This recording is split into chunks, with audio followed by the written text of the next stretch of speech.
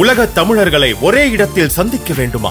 உங்களை அன்புடன் அழைக்கிறது தி ரைஸ் அமைப்பின் 13வது உலக தமிழர்கள் மற்றும் திறனாளர்கள் மாநாடு. நடைபெறும் நாள் ஜூன் 7 முதல் 9 வரை 2024 சுவிட்சர்லாந்து நாட்டில் உலக புகழ்பெற்ற டாவோஸ் காங்கிரஸ் சென்டரில். இன்றே பதிவு செய்வீர். www.tamilrise.org. தொடர்புக்கு 9150060032.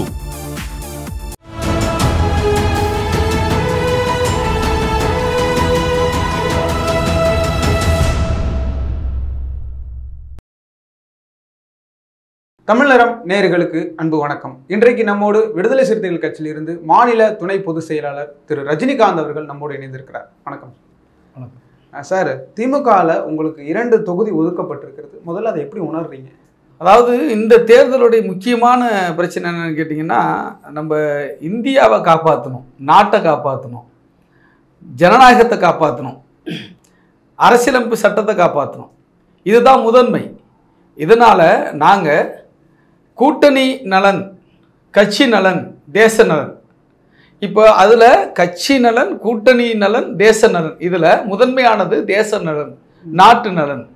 நாட்டை காப்பாற்ற வேண்டும் என்று சொன்னால் மோடி அப்புறப்படுத்தப்பட வேண்டும். மீண்டும் பாஜக ஆட்சி ஏற்படாமல் நாம் பாதுகாக்க வேண்டும். அதற்கு நாங்கள் கூட்டணி பலப்படுத்தணும். காரணம் இந்தியா கூட்டணியை உருவாக்குனதில் முக்கியமான பங்கு வகித்தவர்கள் விடுதலை சிறுத்தைகளும் எங்கள் தலைவர் டாக்டர் எழுச்சி தமிழன் தான். நிதிஷ்குமார் இதில் பங்களிப்பு செலுத்துறதுக்கு முன்பே இப்படி ஜனநாயக சக்திகளை ஐக்கியப்படுத்துவோம், சனாதன சக்திகளை தனிமைப்படுத்துவோம் என்று சொல்லி முதல்ல பிஜேபிக்கு எதிரான ஒரு கூட்டணி உருவாக்குவதற்கான முன்னெடுப்புகளை எடுத்து அதை சாத்தியப்படுத்தினது எங்கள் தலைவர் டாக்டர் எழுச்சி தமிழன் விடுதலை சிறுத்தைகள் கட்சியும் தான். அப்படி இருக்கும்போது நாங்கள் எங்களுடைய கட்சி நலனை மையமாக கொண்டு எங்களுடைய வளர்ச்சி, எங்களுடைய பலம் இதெல்லாம் கணக்கில் கொள்ளாமல் இப்படி குறைவாக கொடுக்குறாங்களே அப்படின்னு சொல்லிட்டு நாங்கள் வெளியே போனோம்னு சொன்னால் நிச்சயமாக தமிழ்நாட்டில் இந்தியா கூட்டணியில் மிகப்பெரிய பாதிப்பு ஏற்படும். அது பிஜேபி போன்ற கட்சிகளுக்கு, அவர்களுக்கு ஆதரவாக இருக்கிற அதிமுக போன்ற கட்சிகளுக்கு சாதகமாக மாறும். அதனால அப்படிப்பட்ட ஒரு சூழல் உருவாக வேண்டாம் அப்படின்னு சொல்லிட்டு நாங்கள் ஒரு முடிவெடுத்து எங்களுடைய கட்சியினுடைய அந்த நலனை காம்ப்ரமைஸ் பண்ணிக்கிட்டு கூட்டணியினுடைய அந்த நிறைய கட்சிகள் இருக்குது எங்கள் கூட்டணியில். கிட்டத்தட்ட 10க்கும் மேற்பட்ட கட்சிகள் இருக்கிறது. அந்த கட்சிகளுக்கெல்லாம் பிரித்து கொடுக்கணும். இதையெல்லாம் கணக்கில் கொண்டு நாங்கள் ஒரு அட்ஜஸ்ட் பண்ணியிருக்கிறோம். அந்த 10 கட்சிகளோட விடுதலை சிறுத்தை கட்சிகளும் ஒன்று அப்படின்னு சொல்ல அப்படி இல்லை. அதனால தான் நாங்கள் திருப்பியும் சொல்கிறோம். நீங்கள் தமிழ்நாட்டில் திராவிட முன்னேற்ற கழக கூட்டணியில் திமுகவுக்கு அடுத்த பெரிய கட்சி விடுதலை சிறுத்தைகள் கட்சி தான். அதை நான் சொல்கிறதுல எனக்கு எந்த தயக்கம் இல்லை. காரணம் எல்லா கிராமங்களிலும் தமிழ்நாட்டினுடைய எல்லா கிராமங்களிலும் கிளைகள் கொண்ட கட்சி. எல்லா பூத்துலேயும் 6000 பூத்து தமிழ்நாட்டில்னா 6000 பூத்துலேயும் பூத்தி ஏஜென்ட் போடுற கெப்பாசிட்டி கொண்ட கட்சி விடுதலை சிறுத்தைகள் கட்சி. இப்போ சமீபத்தில் திருச்சி சிறுகனூரில் ஜனவரி 26ஆம் தேதி மிகப்பெரிய ஒரு மாநாடு, வெல்லும் ஜனநாயக மாநாட்டை நடத்தி காட்டினோம். பல லட்சம் பேர், கிட்டத்தட்ட 15 லட்சம் மதிப்பிடுகிற வகையில் நேரடியாக பங்கு கொண்டிருக்கிறார்கள். இளைஞர்களும் பெண்களும் குடும்பமாக பங்கு கொண்டிருக்கிறார்கள். மறைமுகமாக நீங்கள் பார்த்தீங்கன்னா உலகம் முழுவதும் இருக்கிற தமிழர்கள் வெளிச்சம் டிவியை அந்த டிவிக்கு முன்னாடி உட்காந்து யாரும் நகரலை. தமிழ்நாட்டில் இருக்கிற பல குடும்பங்கள் டிவிக்கு முன்னாடி அந்த லைவ்ல உட்காந்து அந்த மாநாட்டுகளே கலந்துருக்காங்க. அப்போ நேரடியாக வந்தவங்களே 15 லட்சம் பேர்னா அவ்வளோ பெரிய கட்சியாக நாங்கள் வளர்ந்துருக்கிறோம். 2009 2 சீட்டில் போட்டிக்கிட்டோம், 2014 2 சீட்டில் போட்டிக்கிட்டோம், 2019 2 சீட்டில் போட்டிட்டு நாம 2024 2 சீட்டுக்கு நாங்கள் எப்படி ஒத்துக்குவோம்? அதுதான் மீண்டும் 5 சீட்டு கொடுப்பாங்கன்னு உங்க நிர்வாகிகள் நாங்களே இன்டர்வியூ எடுத்திருக்கிறோம், பேட்டி எடுத்திருக்கிறோம். அவங்களே சொன்னாங்க 5 சீட்டு கொடுப்பாங்க. ஆனா ஒரு பெருத்த ஏமாற்றமா தானே இதை பார்க்க முடியும். இல்லை, அதில் மாற்றுக்கிறது இல்லை. எங்களுக்கு நான் திருப்பி சொல்கிறேன், இது மனநிறைவு கிடையாது. இருந்த போதிலும் கூட்டணியுடைய நலன் ஒரு சின்ன சிக்கலும் வந்துடக்கூடாது. நாங்கள் தேர்தல் லாபத்திற்காக கட்சி நடத்துபவர்கள் அல்ல, தேச நலனுக்காக கட்சி நடத்துபவர்கள். நாங்கள் கொள்கைக்காக கட்சி நடத்துபவர்கள். கொள்கை வெல்ல நாங்கள் கட்சி நடத்துகிறோம். தேர்தல் சீட்டு எல்லாம் எங்களுக்கு 2வது தான். அந்த அடிப்படையில் இன்னைக்கு மீண்டும் பிரதமர் மோடி வந்து ஆட்சி அதிகாரத்துக்கு வந்துட்டார்னா இந்தியாவை மீண்டும் பிஜேபி கைப்பற்றுன்னு சொன்னால் முதலுக்கே மோசமாயிடும். இங்கே அரசியலமைப்பு சட்டமே சிக்கலாகி போயிடும், சமூக நீதிக்கு சிக்கலாயிடும், ஜனநாயகம் குழி தோண்டி புதைக்கப்படும், அடுத்த தேர்தலே நடக்காது. 2024 பிறகு 2029 தேர்தல் நடக்குமா அப்படின்னா நடக்காது என்கிற சூழல். அரசியலமைப்பு சட்டம் மாற்றப்பட்டு மனுஸ்மிருதி சட்டம் இந்தியாவினுடைய அரசியலமைப்பு சட்டமாக மாற்றப்பட்டு விடும். சர்வாதிகாரம் இங்கே வந்து வந்துடும். ஜனநாயகம் வந்து போயிட்டு மக்களாட்சி போயிட்டு சர்வாதிகாரமும் அதிபர் ஆட்சி முறையும் கொண்டு வருவதற்கு பிஜேபி திட்டமிடுகிறது. இந்த சூழல்லாம் கணக்கில் கொண்டு தான் நாங்கள் வந்து அட்ஜஸ்ட் பண்ணியிருக்கிறோம். கூட்டணியில் எந்த சிக்கல்களும் ஏற்பட்டு விடக்கூடாது, கொள்கை எதிரிகளும் எங்களுடைய வந்து இயக்க எதிரிகளும் விரும்புகிற ஒரு சூழலை நாமே உருவாக்கி விடக்கூடாது என்பதற்காகத்தான் நாங்கள் இதை ஒத்து போயிருக்கோம். மனமும் வந்து தான் ஒத்து போயிருக்கிறோம். இதில் வந்து இந்த அட்ஜஸ்ட்மெண்ட்டை வந்து நாங்கள் ஏற்றிருக்கிறோம். அதே சமயத்தில் இந்த மன வருத்தத்தால் இப்படி வந்து நமக்கு கேட்ட தொகுதி கிடைக்கலையே அப்படிங்கிறதுனால கூட்டணிக்கு எந்த சிக்கலும் வந்து ஏற்பட விடமாட்டோம். 40 தொகுதிகளும் தமிழ்நாட்டை பொறுத்தவரைக்கு திமுக தலைமையிலான கூட்டணி வெல்வதற்கு விடுதலை சிறுத்தைகள் களமாடும். அதில் எந்த சமரசமும் கிடையாது. எதிரிகளை வீழ்த்துவோம், இந்தியா கூட்டணியை ஆட்சி அதிகாரத்தில் அமர்த்துவோம். நிச்சயமா பொறுத்திருந்து பார்ப்போம் உண்மையாக நடக்குதா அப்படின்னு. அடுத்த கேள்வியாக என்ன கேட்கணும்னு நினைக்கிறேன் அப்படின்னா, நீங்கள் தேசத்தின் நலன் நாட்டின் நலன் சொல்கிறீங்க. அப்படி நீங்கள் நினைக்கிறீங்க நலனை, ஆனால் திமுக வந்து நினைக்கலையோன்ற ஒரு சந்தேகம் எழும்புது. எதனால் அந்த கேள்வி நான் கேட்க முன்படுறேன் அப்படின்னா, தனித்தொகுதி தான் கொடுத்துருக்குறாங்க. தொல் திருமாவளவன் அவர்கள் 2 தனித்தொகுதியும் 1 பொது தொகுதியும் கேட்ட அந்த தருணத்தில் 2 தனித்தொகுதி மட்டும் தான் கொடுத்துருக்குறாங்க, பொது தொகுதி கொடுக்கல. ஒரு பின்னடைவாக இதை எடுத்துக்க முடியுமா? அப்படி கிடையாது. பொது தொகுதியை கொடுத்தது இல்லையான்னு நம்ம யோசிச்சு பாருங்களேன். 2021 6 சட்டமன்ற தொகுதியில் 2 சட்டமன்ற தொகுதி பொது தொகுதி தான். அது 2த்துலேயும் நாங்கள் வெற்றி பெற்றிருக்கிறோம். ஒரு தொகுதி நாகப்பட்டினத்தில் ஆலூர் ஷானவாஸ் அங்கே எம்எல்ஏ, இன்னொரு திருப்பூரூர் SS பாலாஜி வந்து எம்எல்ஏ. அப்போ 2 பொது தொகுதி நாங்கள் வாங்கி வெற்றி பெற்றிருக்கிறோம். அப்பவும் திமுக கூட்டணியில் திமுக தானே ஒதுக்குனது அந்த இடத்தையும். அப்போ இப்போவும் கூட வந்து நாங்கள் ஒரு பொது தொகுதி ஒரு தனி தொகுதி வந்து எடுத்துக்கிறதுனாலும் பிரச்சனை இல்லை. ஆனாலும் எங்களுடைய வந்து பாராளுமன்றத்தில் நாங்கள் ஆற்ற வேண்டிய பணி, நாங்கள் செய்ய வேண்டிய சில இலக்குகளுக்காக வந்து நாங்கள் 2மே தனி தொகுதியை பெற்றிருக்கிறோம். இப்போ 3வது தொகுதின்னு நாங்கள் கேட்டிருந்தோம்னா அதை கொடுத்துருந்தாங்கன்னா பொது தொகுதி தான் பெற்றிருப்போம். அதனால் வந்து நாங்கள் கேட்டது 3 தனி தொகுதி 1 பொது தொகுதியும் கேட்டோம். அதில் 2 தான், மொத்தம் 4 கேட்டோம். 3 பொது தொகுதி 3 தனி தொகுதி 1 பொது தொகுதி கேட்டோம். அதை வந்து அவங்க கடைசியாக ஒரு 2 தனி தொகுதி 1 பகுதி ஏதாவது நீங்கள் கொடுங்க அப்படின்னு சொல்லி கேட்டோம். அதுவும் இல்லாமல் அவங்க பல்வேறு காரணங்களை வந்து குறிப்பிடுறாங்க. அவங்களுக்கான நலனை வந்து மையப்படுத்தான் அவங்க செயல்படுவாங்க. அதில் வந்து அவங்க வந்து காம்ப்ரமைஸ் பண்ணிக்கணும் நம்ம எதிர்பார்க்க முடியாது. திமுக 20க்கு கீழே வந்து போட்டியிடக்கூடாது அப்படின்னு அது ஒரு ஸ்டாண்டில் இருக்கிறாங்க. அதுக்கு அவங்க வந்து இப்போ பாராளுமன்றத்தில் சில லாபிகளுக்கு அது பயன்படும்னு நினைக்கிறாங்க. பாக்கி 20 தொகுதி தான். பாக்கி 20 தொகுதியை 10 கட்சிகள் பிரிச்சுக்கணும். 10க்கு மேற்பட்ட கட்சிகள் வேறு. அப்படி இருக்கும்போது ஒரு சில கட்சிகளுக்கு தொகுதியே இல்லை. சரி, கம்யூனிஸ்ட் கட்சிகளை பொறுத்தளவுக்கு நீங்கள் தமிழ்நாட்டை வச்சு மட்டும் நீங்கள் பார்க்க முடியாது. அவங்க 2 பேருமே தேசிய கட்சிகள். சிபிஎம்மும் தேசிய கட்சி. ஆனால் தமிழ்நாட்டில் சிபிஐயோ சிபிஎம்மோ இருக்கிற இடம் அதுதான் நான் சொல்கிறேனே. அதாவது நீங்கள் காங்கிரஸும் தேசிய கட்சி, சிபிஐயும் தேசிய கட்சி, சிபிஎம்மும் தேசிய கட்சி. அந்த தேசிய கட்சிக்கான ஒரு முகம் உண்டு, அதுக்குன்னு ஒரு ரெகக்னேஷன் உண்டு. அந்த ரெகக்னேஷனை கொடுத்துருக்குறாங்க. நீங்கள் அதை வந்து இங்கே ஒப்பீட்டளவில் நீங்கள் விசிகா, கம்யூனிஸ்ட், காங்கிரஸ் யார் பலம்னு நீங்கள் பார்க்க முடியாது. அவங்களுக்கு நேஷனல் ஃபேஸ் இருக்கு இல்லையா, அதை வச்சு தான் இங்கே இப்போ மதிப்பிடுவாங்க, கணக்கிடுவாங்க, ஷீட் ஷேர் பண்ணுவாங்க. இப்போ நாங்கள் வந்து பெரிய பல கட்சி தான், நான் சொல்லிட்டேன் ஓப்பனாகவே. திமுகவுக்கு அடுத்து அந்த கூட்டணியில் இருக்கிற மிகப்பெரிய கட்சி விசிகா தான். அப்போ நாங்கள் அட்ஜஸ்ட் பண்ண வேண்டிய ஒரு சூழலில் இருக்கிறோம். நாங்கள் வந்து கட்சி நலமா கூட்டணி நலமா தேசத்தின் நலமா என்று சொன்னால் தேசத்தின் நலம் தான் முக்கியம், நாட்டு நலம் முக்கியம். அதை நாட்டு நலனை பாதுகாப்பதற்கு கூட்டணி பலமாக இருப்பது முக்கியம். அந்த அடிப்படையில் எங்கள் கட்சி நலனை தற்போதைக்கு நாங்கள் சமரசம் செய்திருக்கிறோம். இன்னொரு பேச்சு என்ன அடிப்படுது அப்படின்னா, நீங்கள் நாட்டு நலனையும் தேசிய நிலையமும் கருதி தான் நாங்கள் வந்து 2 கூட்டணிக்கு ஒத்துக்கிட்டோன்னு சொல்கிறீங்க. ஆனால் என்ன சொல்கிறாங்க அப்படின்னா, இன்னும் விடுதலை சிறுத்தைகளை திமுக சாதிய எண்ணத்தோடு தான் பார்க்குது அப்படின்ற மாதிரி ஒரு குற்றச்சாட்டும் ஒரு சமூக வலைத்தளங்களில் பேச்சும் அடிப்படுது. இது உண்மைதானே? அது வந்து நம்மளை வேண்டாதவங்க தூத்துற அவதூறு. இதெல்லாம் சாதியின் அடிப்படையில் பார்க்குறாங்கன்னா வந்து இது சாதி கட்சி கூட்டணியில் வச்சுக்கூடாதுன்னு அவங்க முடிவு பண்ணியிருக்கணும்.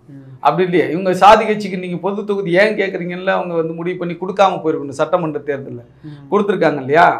இது வந்து இந்த கூட்டை உடைக்க விரும்பியவர்கள் எப்படியாவது சிதைஞ்சு போயிடுவாங்க, இந்தியா கூட்டணி வந்து தமிழ்நாட்டில் சுக்குநூறாயிடும் அப்படின்னு நினைக்கிறவங்க இப்படியெல்லாம் வந்து ஒரு ஆதங்கத்தில் அவதூறுகளை பரப்புவாங்க. நினைக்கிறவங்க யாரும் தெரிஞ்சுக்கலாமா? யாரு நினைப்பாங்க? பிஜேபி நினைக்கும், அதிமுக நினைக்கும். அதிமுக தான் உங்களை வந்து ப்ரொபோசல் கொடுக்குறாங்க, எங்கிட்ட வாங்க. அதாவது என்னன்னா கூட்டணி உடையணும்னு கூட நினைக்கிறாங்களா அவங்க, சரிங்களா? அப்படி நினைப்பாங்க. அதே மாதிரி சில்லற கட்சிகள், சில்லற சாதி அமைப்புகள்லாம் இருக்கு இல்லையா, அவங்க அப்படி யோசிச்சு அவங்க விமர்சனம் பண்ணுவாங்க. அதை கணக்கில் எடுத்துக்க வேண்டிய அவசியம் இல்லை. அப்படி நடத்தவும் இல்லை. அப்படி நடத்தினா நாங்கள் ஏன் எடுக்க போகிறோம், அவங்க ஏன் அப்படி நடத்தினா எங்களை சேர்த்துக்க போகிறாங்க, அப்படி ஒரு பார்வையும் விசிகா மேலும் இல்லை. நீங்கள் பார்த்தீங்கன்னு சொன்னாக்கா விசிகா ஒரு மெயின் ஸ்ட்ரீம் பாலிடிக்ஸில் ஒரு பொது கட்சியாக அனைத்து மக்களாலும் ஏற்றுக்கொள்ளப்பட்ட கட்சியாக மாறிவிட்டது. அதனால் அந்த பார்வை வந்து தவறான பார்வை. அப்படி விமர்சிப்பவர்களுக்கு உள்நோக்கம் இருக்கிறது. அந்த உள்நோக்கம் திமுக கூட்டணி சிதையிலேயே, உடையிலேயே, சிதறலையே என்கிற ஆதங்கத்தில் இப்படியெல்லாம் எழுதுறாங்க. கேட்டது 3 தொகுதி, தந்தது 2 தொகுதி. ஒருவேளை விடுதலை சிறுத்தைகளை திமுக குறைச்சி மதிப்பிடுதோ? சமூக வலைத்தளங்களில் பார்த்தீங்க அப்படின்னா உங்களை டார்கெட் பண்ணி மீம்ஸ் எல்லாம் ரொம்ப அதிகமாக வருவதை பார்க்க முடிகிறது. இது எப்படி எடுத்துக்கிறீங்க? இல்லை, நாங்கள் கேட்டது 3 கிடையாது, கேட்டது 4. கேட்டது வந்து 3 தனி தொகுதி, ஒரு பொது தொகுதி.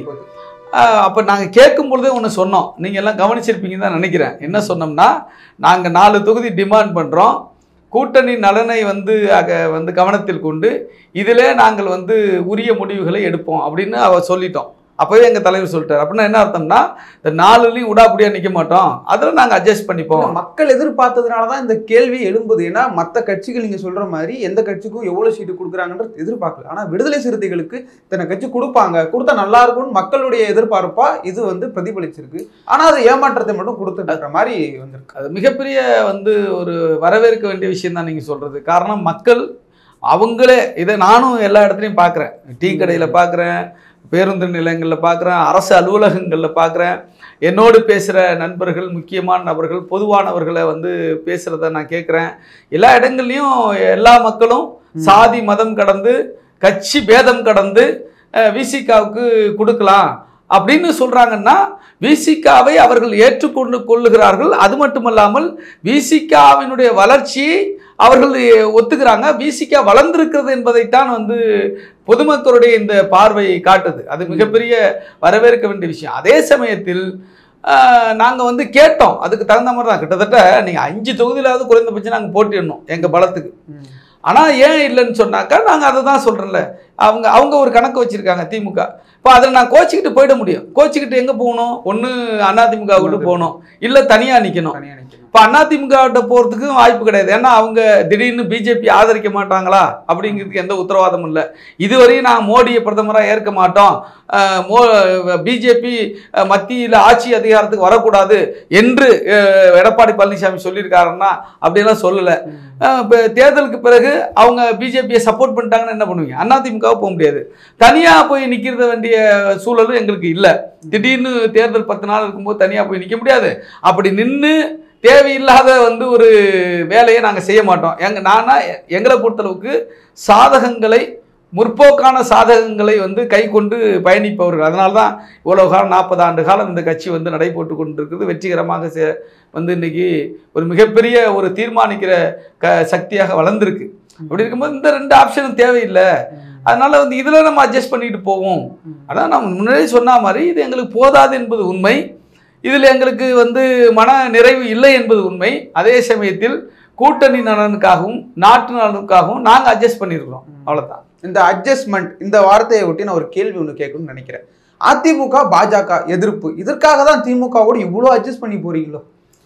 இல்லை, அதிமுக எதிர்ப்பு என்பதெல்லாம் 2வது தான். முதல்ல எங்களுக்கு வந்து பாஜக எதிர்ப்பு தான், சங்க பரிவாரங்கள் எதிர்ப்பு தான். காரணம் என்னன்னா, பாஜகவால் சங்க பரிவாரங்களால் இந்த நாட்டினுடைய ஜனநாயகத்துக்கு ஆபத்து இருக்கிறது.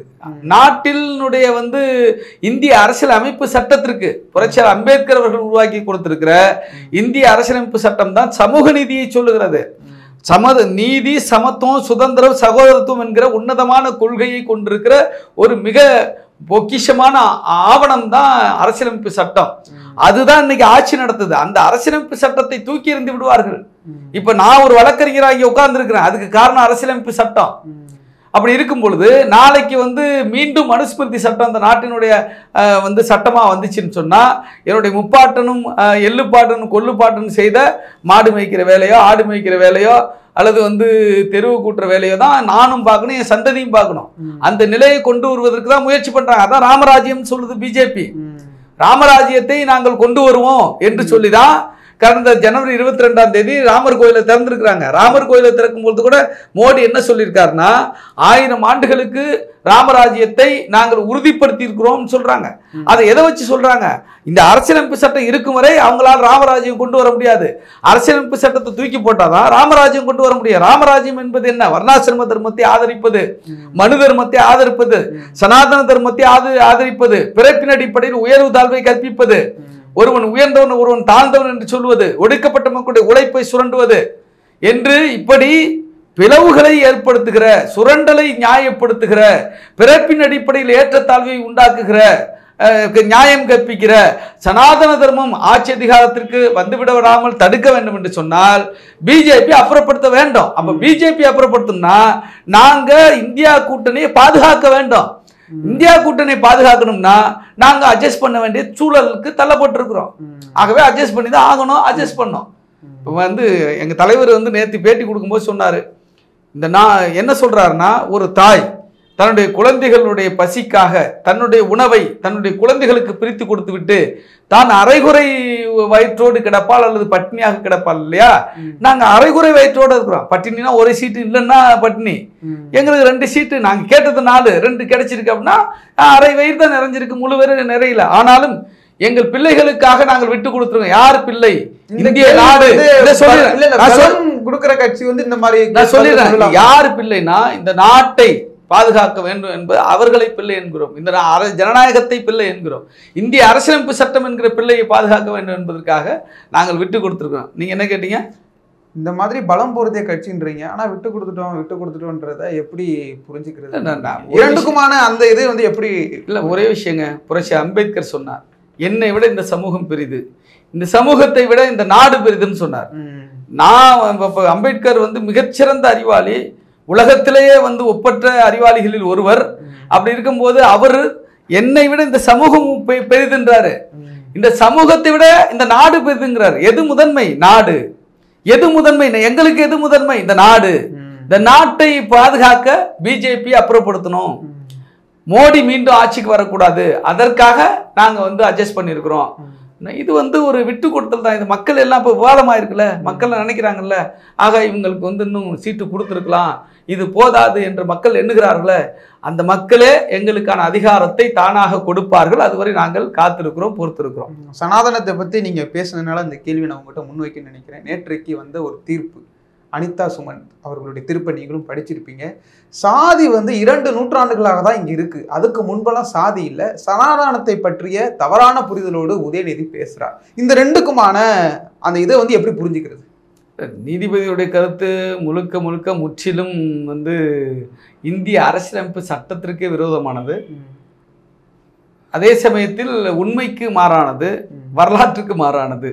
தமிழ்நாட்டை பொறுத்தளவுக்கு கூட கிபி 7ஆம் நூற்றாண்டிலே சாதி இங்கே அறிமுகமாக வந்துருச்சு அப்படின்னு வரலாற்று ஆய்வுகள் இருக்கிறது. அப்படி இருக்கும்போது சாதி 2 நூற்றாண்டுன்னா இப்போ 18ஆம் நூற்றாண்டில் தான் வந்துச்சா? இப்போ அதுக்கு முன்னாடி வந்து 17ஆம் நூற்றாண்டில் இங்கே சாதி கொடுமைகள் நடக்கலையா? 16ஆம் நூற்றாண்டில் சாதி கொடுமைகள் நடக்கலையா? வந்து நீங்கள் பார்த்தீங்கன்னு சொன்னால் பேஸ்வாக்கள் ஆட்சியில் வந்து இங்கே சாதி கிபி 1600களில் ஆங்கிலேயர்கள் வரும்போது இங்கே சாதி பிரச்சனை இருக்குல்ல, அது எத்தனை நூற்றாண்டுக்கு முன்னாடி? சரிங்களா? அதான் வந்து தவறான ஒரு வந்து தீர்ப்பு அது. அதே சமயத்தில் சனாதனம் என்பதை ஏற்றுக்கொள்ள வேண்டும், சனாதனத்தை கிரிட்டிசைஸ் பண்ணக்கூடாது, பொறுப்பில் உள்ளவங்க ரொம்ப கவனமாக பேசணும்னு சொல்லியிருக்காங்க. முதல்ல இது விசாரணைக்கு உகந்த வழக்கு தான் சொன்னதே தப்புன்ற நான். எது விசாரணைக்கு உகந்த வழக்கு? நான் கேட்குறேன், கோராண்டை போட்டிருக்கிறான், கோராண்டை போடும்பொழுது கோராண்டை எந்த அடிப்படையில் நீ இவர் மினிஸ்டரா நீடிக்கிறார்னு கேட்டிருக்கிறாங்க. அப்பவே வந்து இது தள்ளுபடி செய்ய வேண்டிய வழக்குல அது. இப்போ இவ்வளவு தூரம் நீங்க விசாரிச்சுட்டு கோராண்டா இதுக்கு பொருந்தாதுன்னு சொல்றீங்களே, இவ்வளவு காலம் விசாரிச்சு நீதிமன்றத்தினுடைய நேரத்தை எல்லாம் செலவிட்டு நீங்க கடைசியா வந்து கோராண்டாங்கிறது இதுக்கு பொருந்தாதுன்னு சொல்றீங்கன்னா விசாரணைக்கு ஏற்புடையதில்லை இல்லை இந்த வழக்கு. ஒன்று. ரெண்டாவது, சனாதனம் என்றால் என்னன்னு நான் கேட்குறேன்.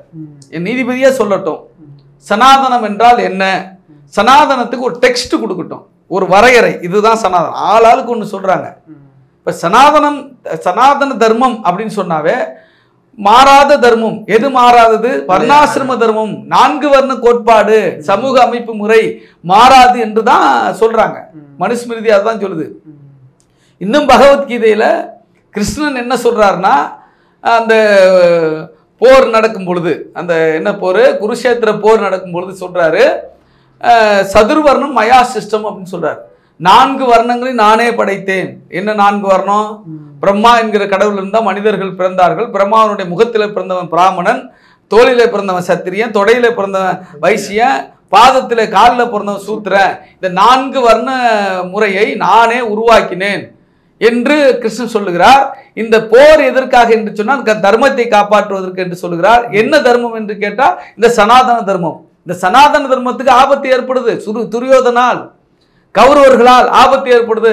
ஆகவே தர்மத்தை காப்பாற்றுவதற்கு போர் நடத்துறேன்னு சொல்றாருல. எந்த தர்மம் என்றால் அவரால் உருவாக்கப்பட்டதாக அவரே சொல்லுகிற சதுர்வர்ண தர்மத்திற்காக, 4 வர்ண தர்மத்திற்காக. இதுதான் சனாதனம். சனாதனம் என்பது ஏற்றத்தாழ்வை நியாயப்படுத்துவது. ஏற்றத்தாழ், அதாவது பிறப்பின் அடிப்படையில் உயர்வு தாழ்வை கற்பிப்பது சனாதன தர்மம். ஒரு சாதிக்கு ஒரு தொழில் என்று கற்பிப்பது சனாதன தர்மம். பார்ப்பனர்களை பாதுகாப்பதற்காக உருவாக்கப்பட்டது. சூத்திரர்களுடைய உழைப்பை சுரண்டுவதற்காக உருவாக்கப்பட்டது. இதுதான் சனாதன தர்மம். இந்த சனாதன தர்மத்தை சரி, அதை விமர்சிக்க கூடாது என்று சொன்னால் அரசியலமைப்பு சட்டம் தப்பு என்று நீதிபதி சொல்றாருன்னு பொருள். அரசியலமைப்பு சட்டம் இந்த சனாதன தர்மத்துக்கு எதிராக தான் இருக்குது. சாதிக்கு ஒரு நீதி என்று சொல்லுகிறது சனாதன தர்மம். சட்டத்திற்கு முன்பு அனைவரும் சமம் என்று சொல்லுகிறது இந்திய அரசியலமைப்பு சட்டம். இப்ப நீதிபதியாக இருப்பவர் எதை ஏத்துக்கணும்? சனாதன தர்மம் சரின்னு சொல்லுமா, அரசியலமைப்பு சட்டத்தை சரின்னு சொல்லுமா? அப்ப உதயநிதி ஸ்டாலின் அரசியலமைப்பு சட்டத்தின் அடிப்படையில சனாதனத்தை ஒழிக்கணும், ஏற்றத்தாழ்வு ஒழிக்கணும், பிறப்பின் அடிப்படையில் உயர்வு தாழ்வு கற்பிப்பதை ஒழிக்கணும்னு சொன்னதை நீதிமன்றம் அதை தானே அங்கீகரிக்கணும். அதை விட்டுவிட்டு இவர் தப்பா பேசுறாருன்னு சொல்லுவது எந்த விதத்துல நியாயம்? பேசிய நீதிபதி குறித்து கூட நிறைய செய்திகள் சொல்றாங்க. திருவனந்தபுரத்தில் நடந்த பிராமண சங்க மாநாட்டில் அவர் கலந்துக்கிட்டாருன்னு சொன்னது யூடியூப்ல பார்த்ததை சொல்றேன் உங்களுக்கு, ரைட்டுங்களா? இதெல்லாம் சொல்றாங்க. அப்படி இருக்கும் பொழுது சிக்கல்கள் இருக்கு. அவங்கவுங்க ஒரு சார்பா இருப்பது சரியில்லை. நீதித்துறைக்கு அல்லது காவல்துறைக்கு எந்த ஒரு அரசு உத்தியோகத்துக்கு வந்துட்டாலுமே அவங்க நடுநிலையோடு இருக்கணும். அது இந்த தீர்ப்பில் இந்திய அரசியலமைப்பு சட்டத்தையே கேள்விக்குள்ளாக்குகிற ஒரு தீர்ப்பாக இருக்குது. இந்த தீர்ப்பு மாற்றப்பட வேண்டும். தமிழ்நாடு அரசு, அமைச்சர் உதயநிதி, அமைச்சர் சேகர்பாபு போன்றவர்கள் இந்த தீர்ப்புக்கு எதிராக ஒரு மேல்முறையீட்டை தாக்கல் செய்யணும் உச்சநீதிமன்றத்தில். நிச்சயமா நிறைய விஷயங்களை பகிர்ந்து கொண்டீங்க. உங்களுடைய நேரத்திற்கு நன்றிகள். நன்றி நன்றி. உலக தமிழர்களை அழகின் உச்சமான சுவிட்சர்லாந்தில் சந்திக்க ஓர் அரிய வாய்ப்பு. தி ரைஸ் அமைப்பின் 13வது உலக தமிழர்கள் மற்றும் திறனாளர்கள் மாநாடு நடைபெறும் நாள் ஜூன் 7ஆம் தேதி முதல் 9 வரை 2024 சுவிட்சர்லாந்து நாட்டில் உலக புகழ்பெற்ற டாவோஸ் காங்கிரஸ் சென்டரில். முன்பதிவிற்கு www.tamilrise.org. தொடர்புக்கு 9150060032.